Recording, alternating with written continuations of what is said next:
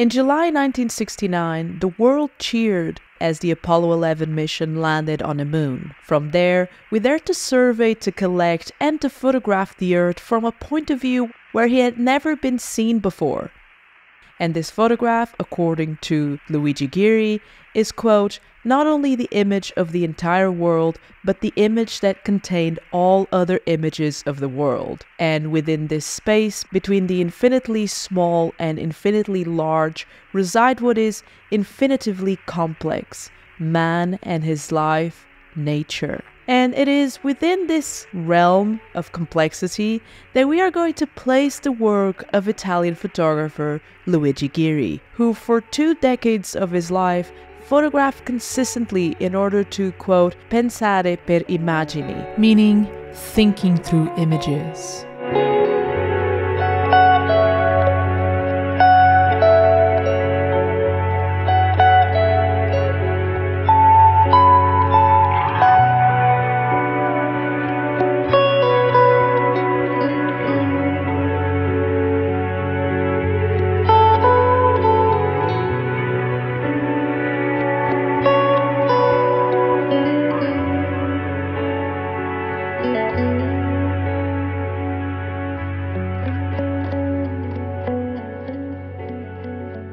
The world of Luigi Ghirri is a world that has been exhausted by the many representations of itself. A world where images are everywhere and everywhere is made of images.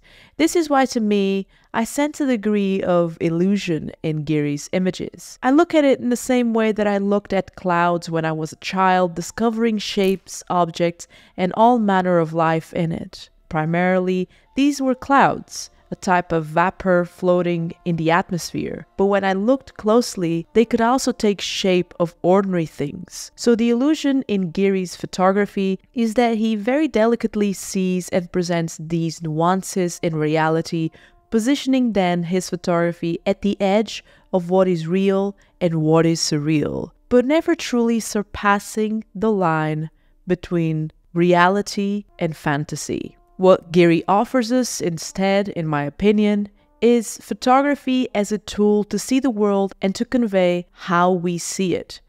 That is why I believe that he wrote in his essays, quote, "We must think of photography as a way to show the others our sense of awe before the world, and not as a tool for mass appeasement." Ghirri was born in a little town named Scandiano, located in the region of Emilia-Romagna in northern Italy, a region where he lived his entire life, witnessing the many shifts in post-war economy and culture through the years. And while others chose to photograph the streets and the vibrant dramatism in Italian culture, as we've seen in a previous video about La Strada, Ghirri, who worked for nearly a decade as a land surveyor in Modena, continued even as he left his profession behind, surveying the land around him and the many layers of this perceived reality. Because the world as we know it, it's very rarely symmetric or represented through visual perfection, if you will.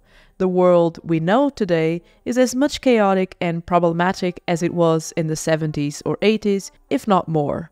However, what Ghirri does, in my opinion, is through the finely tuned and precise view of a surveyor, discover gaps where this ordinary beauty of the world shines through.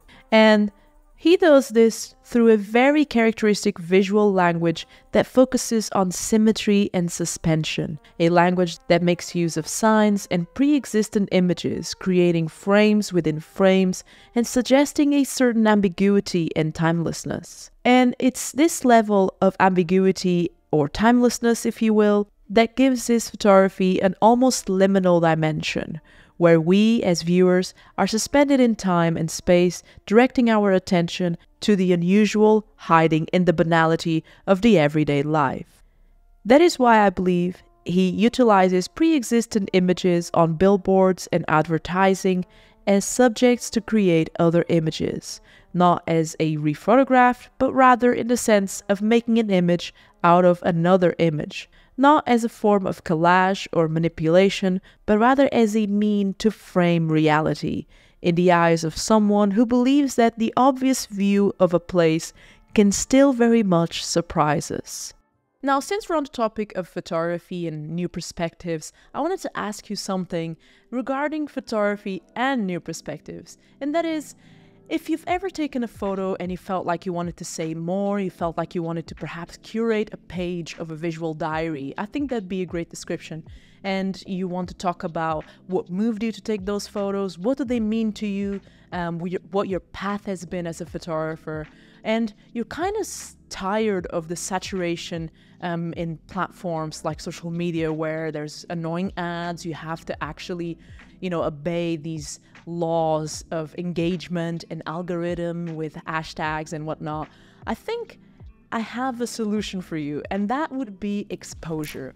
Now, Exposure is a subscription-based platform where basically you'll find like-minded people that actually will be sharing their own stories, regarding their photography, their path, and you can find a lot of common ground, a lot of inspiration. I know that because actually I've gotten more and more familiar with Exposure, and I've just shared my first ever story there about my time in Italy. And actually, when I scrolled through Exposure, I saw so many beautiful and interesting stories from people from all around the world, from Michael sharing her days in New York City, to Kristen's beautiful photo essay of Prague and the foggy images that she captured, Ola's story about how he was commissioned to photograph this rare watch. So I wanted to invite you to actually look further beyond what I'm presenting to you and look for more beautifully crafted and differently edited examples on Exposure. Now, if you follow the links down below, you'll be able to sign up for a trial with Exposure and actually check all the, conditions, all the information regarding pricing and features in more detail, and whatever it is that you want to share, whether that is travel, sports, photography, photography around causes that you're passionate about and you want to shed some light on, no pun intended, definitely check out Exposure and see what other people are doing and be inspired by that and perhaps take a step into sharing your own stuff. So I'd like to thank Exposure for kindly sponsoring this segment of the video. And now, talking about video, let's go back to it. An interesting characteristic of Ghirri's images is their flatness. And in my eyes, this flatness within the photograph adds to this idea of the world we've been exploring thus far, almost as if we're looking at it through the lens of memory or a dream, which is why I refer to this flatness as a poetic flatness, because it helps in building this sense of ambiguity and suspension of time that I spoke to you before. These images look like small prints that you'd find perhaps in the street, that have been left there exposed to the elements for some time. And how long would that be? No one really knows. However, there's another important aspect to study and learn from within this poetic flatness, and that is the representation of people within Luigi Ghirri's photography. Looking at the various examples of his work, one can tell that Ghirri prefers a distance from people, often capturing them with their back turned to the camera, which he justifies by writing in one of his essays that, quote, photographing someone from behind gives them the possibility of many identities. So when we place this within Ghirri's world, this anonymity serves the ambiguity within his vision, because we as viewers are not given concrete references. We are forced, therefore, to look more attentively, to explore what is suggested to us. And on another level, if we take the world as a place saturated with images, where it's almost hard to distinguish what is real and what is surreal, then can we not question the presence of people in it as almost artificial, as if they were meticulously placed on a stage where they need to stay for the entire duration of the scene that's being played in front of our eyes? Maybe, but what I find is that at times the lack of human figures is also a way through which the photographer conveys a sense of visual memory, inferring therefore the idea of a longing for what is not there. Ghirri died unexpectedly at his home in Reggio Emilia in 1992, One of the last frames he ever shot was this one. And this last frame reveals yet another key to understand Luigi Ghirri's work: nostalgia. Before his death, Ghirri worked methodically, and yet in a very imaginative way. He extensively organized and reorganized his frames, and he seemed, quote, consumed by an almost anthropological urge to survey the land. Over the years, though, he had completed a few projects and series, namely Italy on the Margins between 1971 and 1979, Cardboard Landscapes 1971 to 74, Atlas 1973, In Scale between 1977 and 78, Kodachrome 1978, Still Life 1978 to 1981, and Italian Landscape, which he worked on from 1980 to 1992 upon his death. When he printed, he did so in a very small scale, both in size and number. And when it comes to size, these prints were usually no larger than postcard size. At the time of his death, though, the photographer had been working on two particular series of photographs, one depicting still lifes and the second depicting the decaying houses in the Po Valley. In 1983, in an essay about the work of William Eggleston, Ghirri wrote, "This new world has become a simulacrum of itself, and appearances increasingly become opaque windows of unexpected solidity and depth." How about you? What do you think the world has become? Or better yet, how do you see the world? And I guess I'll end the video with this note or this question that I'd very much like to read your answers below. I think it's always interesting to share perspectives, and it's interesting to learn with other people. And talking about perspectives, these were the two books. I'll perhaps leave links down below for them that I used in this video. So Luigi Ghirri, Thought Landscape, and then this particular one I found super helpful. It's the complete essays of Luigi Ghirri.